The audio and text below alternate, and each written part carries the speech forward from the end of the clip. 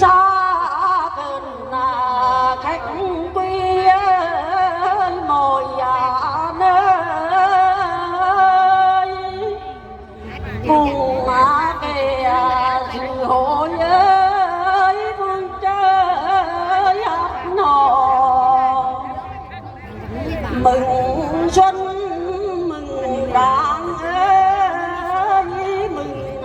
chùa khắp nơi thị trấn ơi dốc cờ tung bay về khâu tổ chức ơi rất nói nhiều môn tí đâu trong ngày thật vui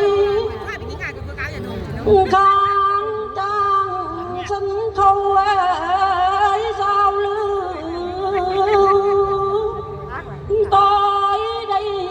xin khóc ấy đôi lời lượn than chung vui cùng với anh em để cho ngày hội ấy càng thêm đậm đà.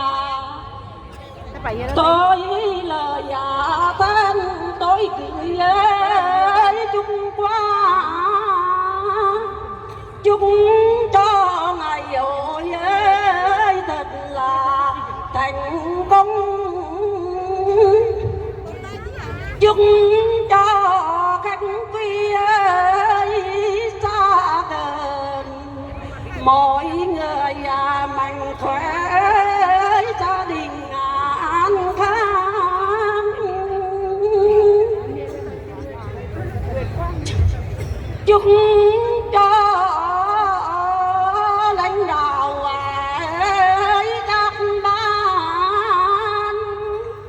Quảng Nguyên xa mới ngày càng tiến xa giữ gìn di sản ấy quốc gia hồi tranh đầu pháo ấy thật là khó quên ơi anh ơi.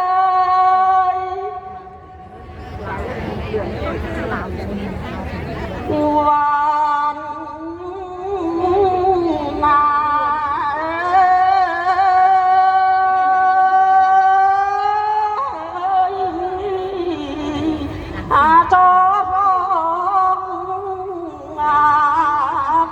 bên lính ơi trước mặt đây ba lấy cái vé của con đi rồi bà giải cho con này.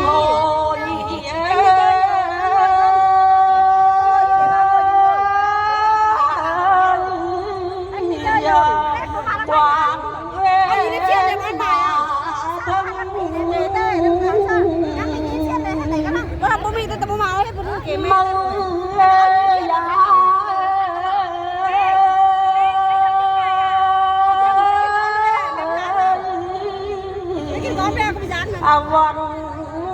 hội vui khói qua mà gió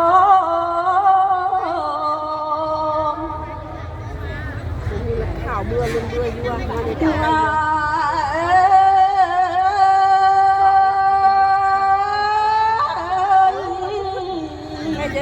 tham gia đôi lại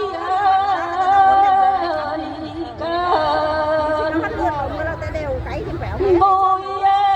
quá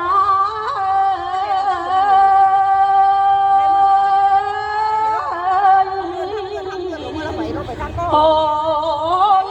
truyền thống văn hóa địa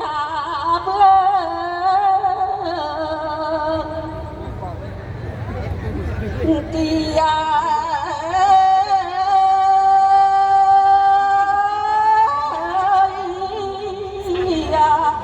lần thêm môi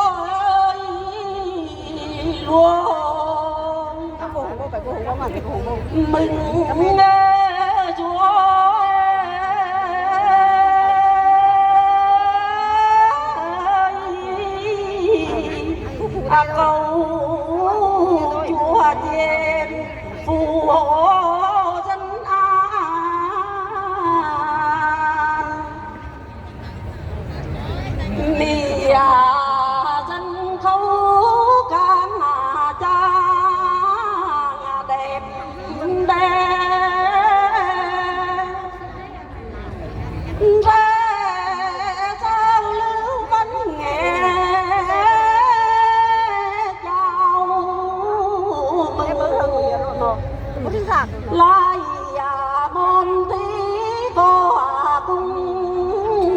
lòng sắc hồi quang huyên tổ chức đây lại coi cho con mì bài thêm tặng oan vui đầy chung lòng mọi cần